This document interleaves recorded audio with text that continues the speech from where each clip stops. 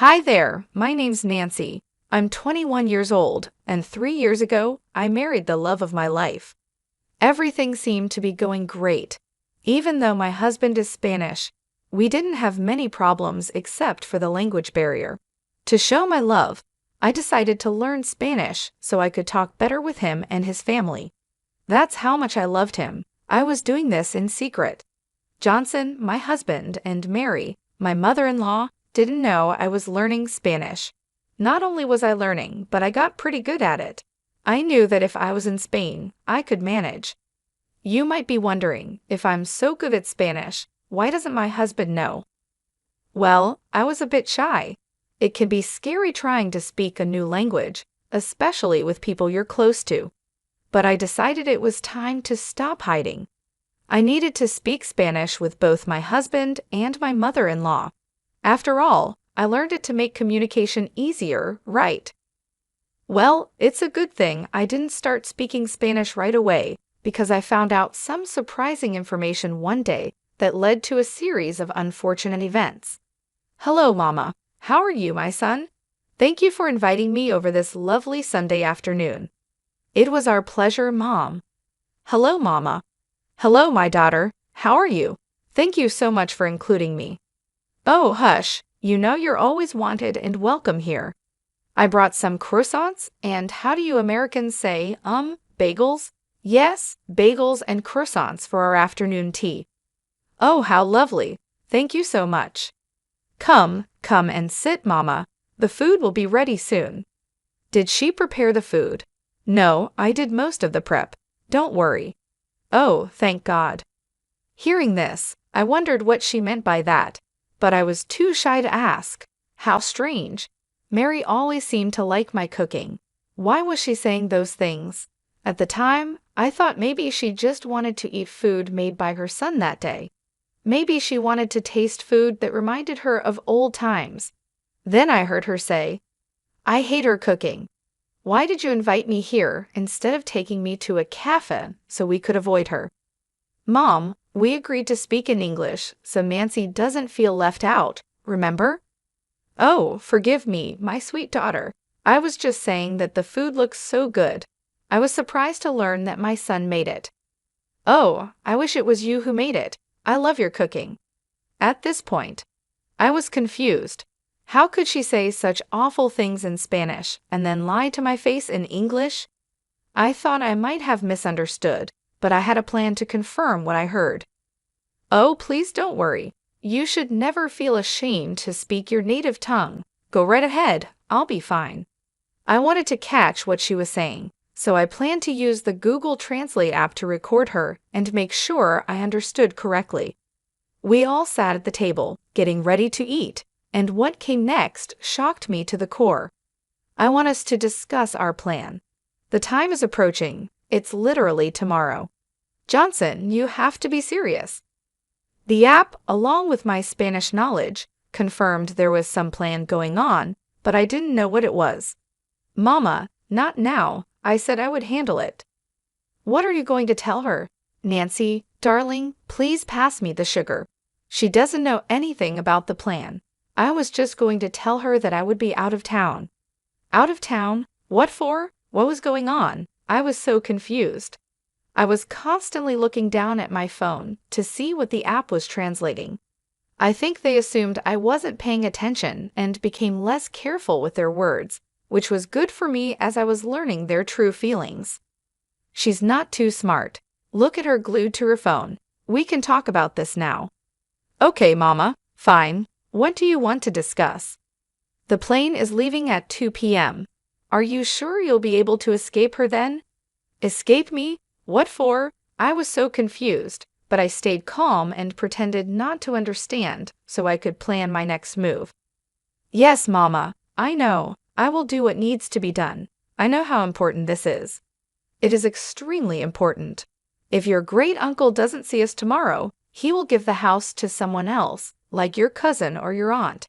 We can't let that happen. No one needs to know about this house. Oh, Mama, you're so funny. Don't worry. I just said that in English so she doesn't suspect what we're talking about.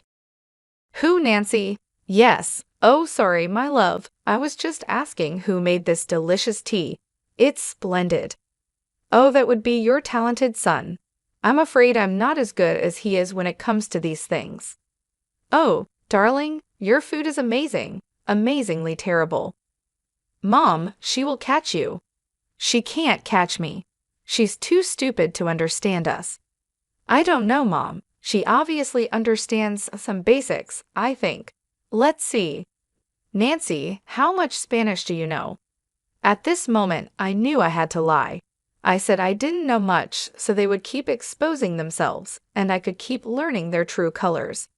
How I managed to stay calm while being insulted still amazes me. I guess I knew it was more important to handle this situation than to get emotional right then. I said, "Oh, I'm still very bad at Spanish. I only know the typical things like buen dia and como te llamas, but that's it." "Oh, that simply won't do, darling. You should learn some more Spanish." "Yes, ma'am, I will." "Well, it's a good thing for Johnson and me, as we can gossip about you. I'm just, how do you say, kidding with you, mi cariño. We would never do that to you. Are we doing it right now?" "Yes, which makes this extra funny." They laughed, and I kept using Google Translate. I also checked other apps, websites, and forums to see if what they were saying was correct. I got about 99% confirmation from these sources. Now that I knew they clearly didn't like me and were making fun of me, I had to gather as much information as possible, even though their insults were hurting me. The next thing I heard shattered my resolve. As I was saying, this house is extremely important. No one can know about this house, okay? We need to be the only ones knowing because we could make a lot of money. We can't lose this opportunity. I'm so glad we're doing this. It's a good thing we didn't tell my wife because I don't want to share the spoils. Me neither. Everything needs to go smoothly. Your great Uncle Jack said that whoever contacts him first about this issue will inherit the mansion. So we need to go there physically before anyone else and start working on remodeling and improving the house. I can't wait to have a house in New Hampshire. This is where I'll go to escape my wife and my life here in Mississippi. Sometimes I can't stand her. You know you're still young, way too young to be married to someone like her. Come and live with me in New Hampshire. You can enjoy your youth with women and booze, have a good time, and then settle down when you're ready. Let's leave this place. Honestly, Mama, I think you're right. I couldn't believe what I was hearing. I felt tears welling up. Excuse me, what's wrong? Is everything okay? Yes, I just need to get something from the kitchen. I couldn't listen to them anymore. I needed to collect myself and not make a scene. How could they say those awful things with me right there in the room? Did they have no shame? I was so upset. I began pacing up and down the kitchen, and then I saw my mother-in-law's purse sitting on the counter. I decided to look inside and take her phone. Luckily, it was unlocked. I opened her WhatsApp and sent Uncle Jack's number to my phone. I quickly deleted the text from her phone, so it looked like nothing happened. It felt like I was acting on instinct. I didn't know why I did it, but I was glad because I was now planning to get back at them. I returned to the dining room where the conversation was still going on. They seemed to be talking about the same thing. So tomorrow we leave for the vacation. I think it's well deserved because of all the hard work we've been doing. I second that. We deserve this break. Is everything okay? Yes, honey, we were just talking about the weather and how it's a perfect day to go relax somewhere. Would you like us to do that? Maybe not today, Scene. Oh, okay. When would you like to go then? Maybe tomorrow? Both Mary and Johnson froze slightly. I was looking for their reaction and noticed it. I don't think tomorrow would be possible. I asked Scene to help me with some things around the house. Oh, what things? Why is she asking so many questions? Just to move things around. I can help too, if you like. That won't be necessary. See how nosy she is being? I don't like it one bit. Do you see why you have to leave this place?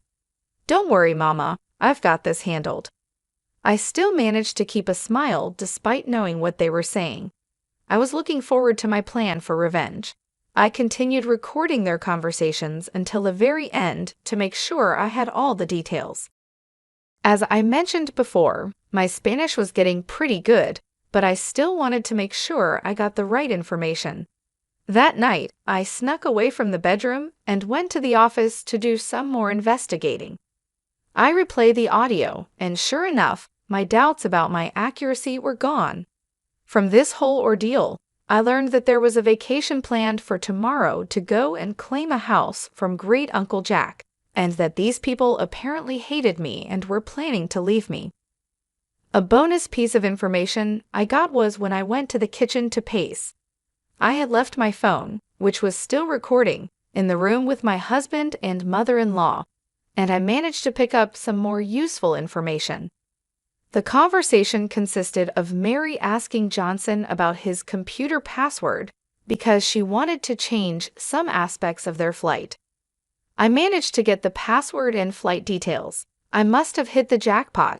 I logged into John's computer, and sure enough, there were flight details on the website where he booked the tickets. Feeling very sneaky and devious, I may or may not have changed their flight details, pushing their flight to the day after tomorrow. This was just phase 1 of my plans. There was a lot more to come. Since I had sent myself Great Uncle Jack's number, I was ready to do what I needed to do. "Hello, Uncle Jack, it's Nancy." "Oh, hello, darling. How are you doing? Is everything okay?" "Well, no, not really." I went into great detail explaining what had happened that day. I even sent him the audio recording as proof because, without it, I doubt he would have believed me. We cut the call so he could listen to the voice recordings, and we talked again after he finished listening. Wow, I don't even know what to say. How could Mary and Johnson do this? They were such sweet and innocent people when they were younger. How could they do this to you, to me? I know, it's a lot to take in. It was shocking to me too. You have indeed improved your Spanish. Well done. Thanks, Jack. But now that we know this, what do we do? Well, obviously they're not going to get the house. That's a fact. After hearing all of this, there is no way that I would never give such a valuable and honorable gift to people who plan to ruin it with their evilness and foolishness. Okay, I get it. It's your house, and you have every right to do what you want with it. Yes, I do. From now on, I will ignore their calls. Let's see how they feel about that. Thanks again for bringing this to my attention. You are a good and kind-hearted person, Nancy. Please don't let the ugliness of this world change you. Thank you for your time and willingness to listen. Hearing what you heard today couldn't have been easy. I applaud you for your strength. Please take care, Uncle Jack. You too, love. Good night. With that, I knew I had secured the downfall of both Mary and Johnson. Now that everything was set, I just had to wait for the right moment to make my move. When I got back to the bedroom, Johnson was still fast asleep. It hurt to know that my husband, whom I love dearly, would treat me this way. I didn't know he felt all those things, and maybe if we had talked, we could have found a solution. But he chose to be deceitful. I took his phone and turned off his alarm. Without it, he would surely oversleep, and that's exactly what happened. I packed my things and went to a hotel for the night. I couldn't stay in the house with someone like that. The next day, absolute chaos ensued. I'm sure John woke up to 100 missed calls from his mother and was frantically packing because he hadn't packed the day before.